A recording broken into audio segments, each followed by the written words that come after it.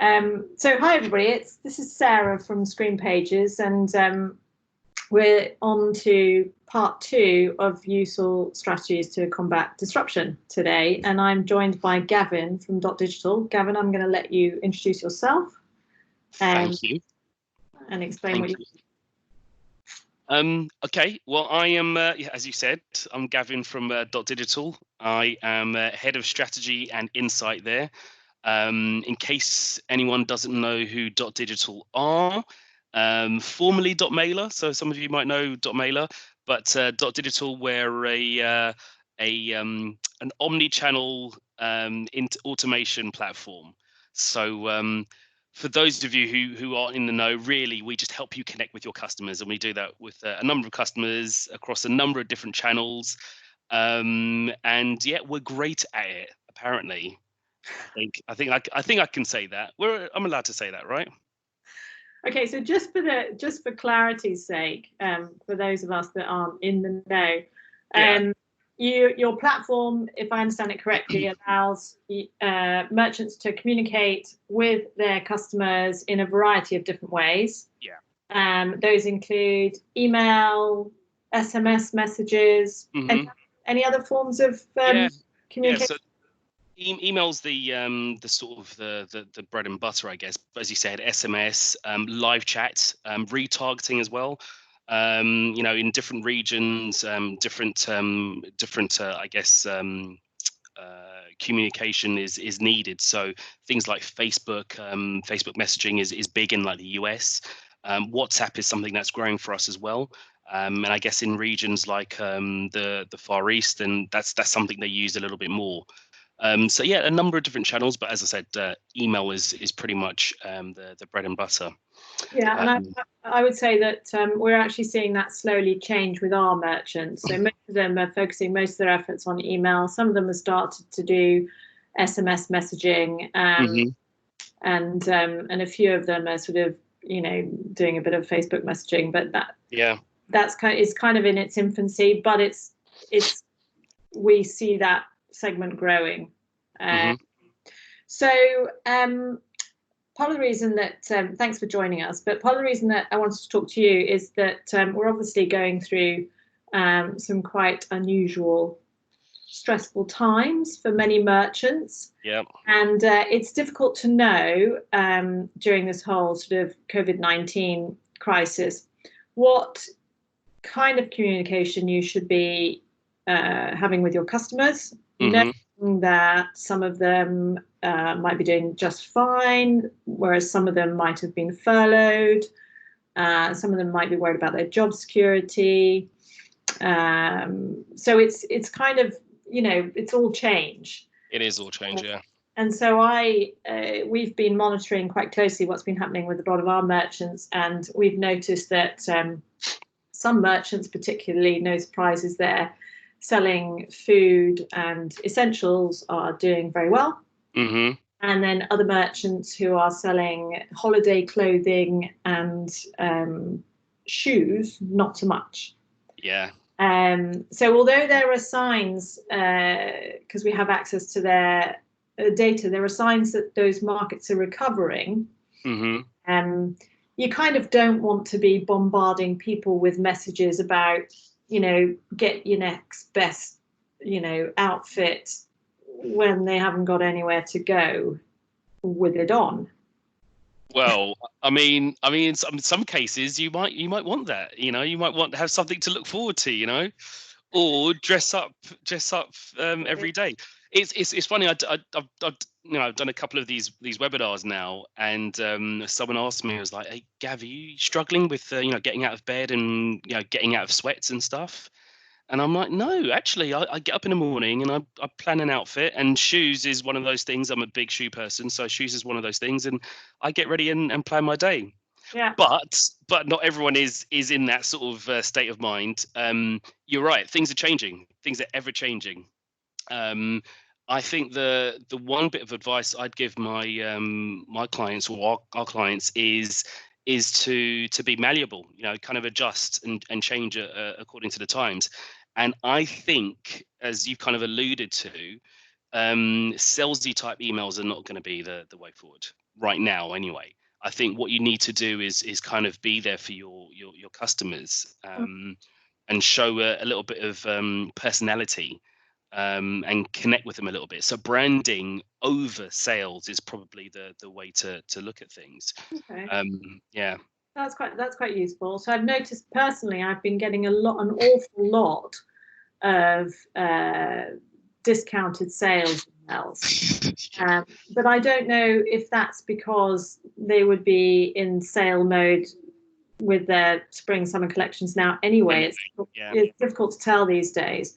But yes, I seem to have been getting more than I would have expected for this time of year. However, I don't resent receiving them. It's just that I'm looking for a bit more of a bit more of inspiration, I think, is the sell the dream rather than, do you want this great pair of jeans? It's almost like, what are you going to wear when you finally get let out of jail? Yeah. Well, this is the thing. This is why, it's I guess two sides to the coin. On one side of things, you might want to look at BAU, business as usual. Just carry on, continuing, with little nuggets of information with people. How things are changing for you guys.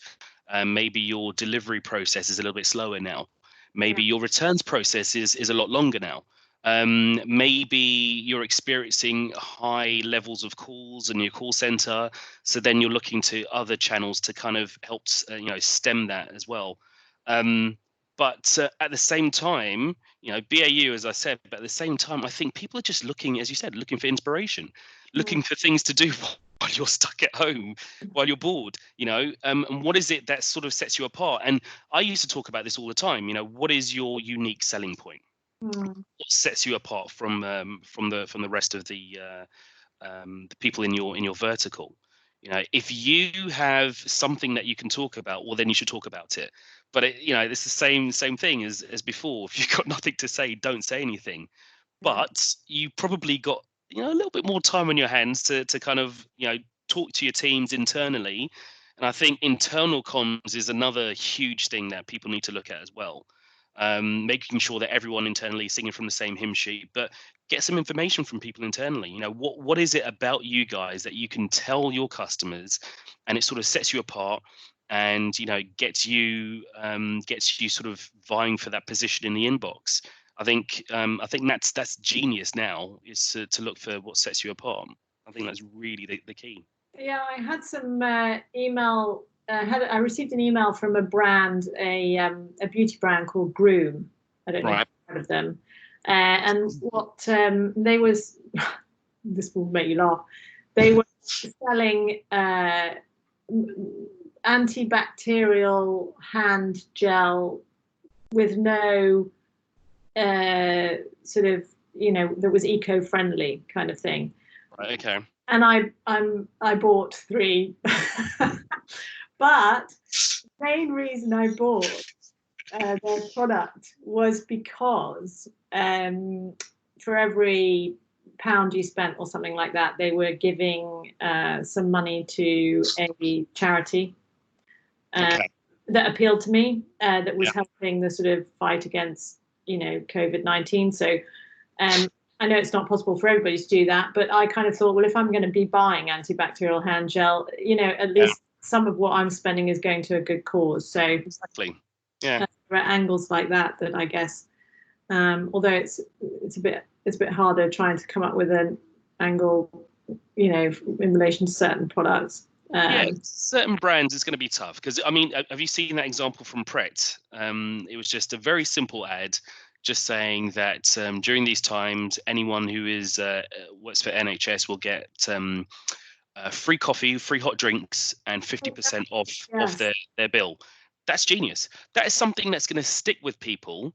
And when we get out of this, because we will get out of this, but when we get out of this, that's something that will stick, and people will probably connect more with those brands.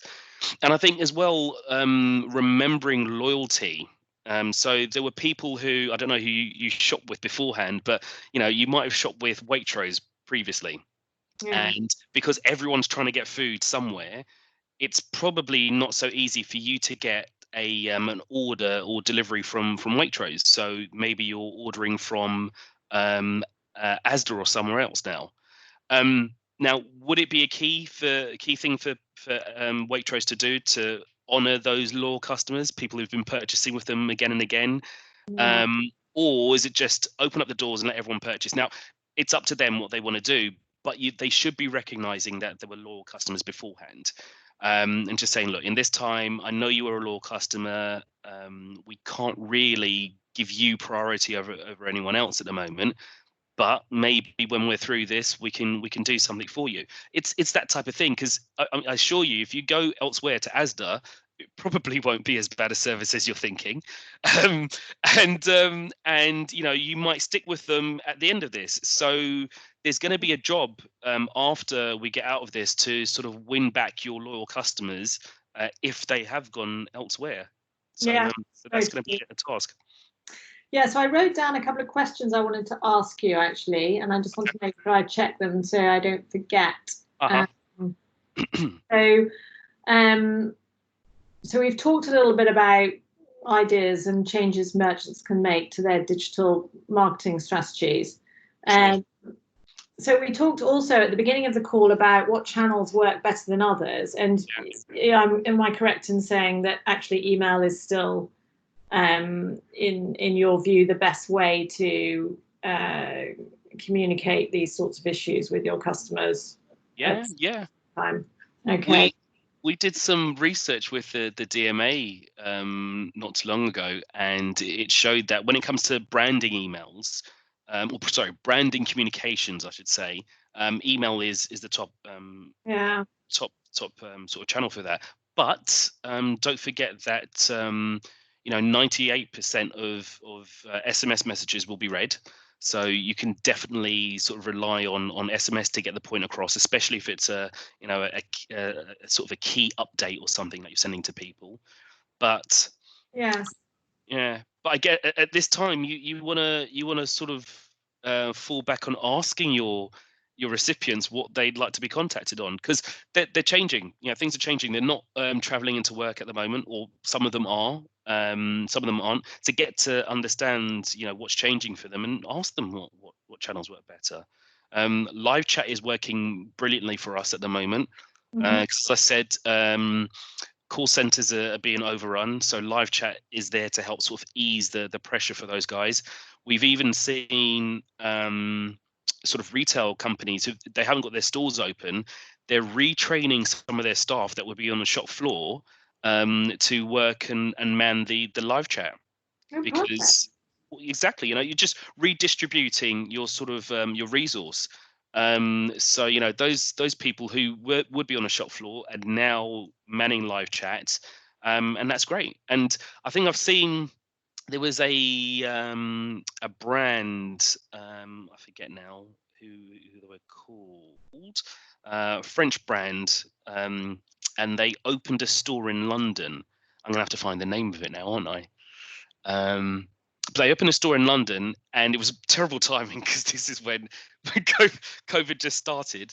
But what they were doing is they were sort of doing these live store tours, sort of guiding people around the store, and using the store that isn't being frequented at the moment, but getting people to kind of do these virtual tours and take people around the store. So you can use different tools, because offline would be a channel still, and that's kind of a channel, I guess. Yes. It's a great way of using the resources you've got at the moment, just in a slightly different way. But also showing the clothes in a sort of setting that they were meant to be shown in, I guess. Yeah, in a different light, definitely. Yeah. Okay, and so just to finish off, I'm conscious of the time, and I saw some communication from dotdigital very recently about things that you are doing to try and help merchants at this time. Did you want to just talk about that briefly? Yeah. So we're allowing customers to have an account to communicate internally. As I was saying, internal comms are sort of key right now. So if you pop over to our site and visit our blog, there's a blog from our CEO, Milan. sort of informing what we can do to help at this sort of time. So yeah, an account to contact people internally. As I said, live chat as well is definitely something that people are taking advantage of. And if you have a Magento account, M2, then the live chat tool it comes part and parcel of it, is from us. So that's definitely helping as well. As I said, volumes of communications. And just our account management team are there to help, and they're trying to work out ways along with me to sort of how you can switch up your comms a little bit and make them more effective and communicate better with your customers. So would the best thing for them to do be get in touch with their account manager if they're wanting to sort of discuss various ideas and how they can get enabled on live chat or Yeah. Okay. Yeah, right. Definitely contact your account manager. I mean, you can always contact me as well, Gavin Lojny. I'm on LinkedIn if you want to do that. But if you're a client, you should probably just contact your account manager. They're probably better than me. You're going to be inundated. But what we'll do is we'll put out your contact details when we post this, so they'll be able to sort of get in touch with you. Yeah, perfect. All right. Well, listen, thank you so much for your time. Really appreciate it. Thank you. Loving the haircut. the lack of it at the moment. There's a lot here and up here. Yeah. And yeah, thanks very much for your time. Cheers. Thank you. All right. Take care. Bye. Bye.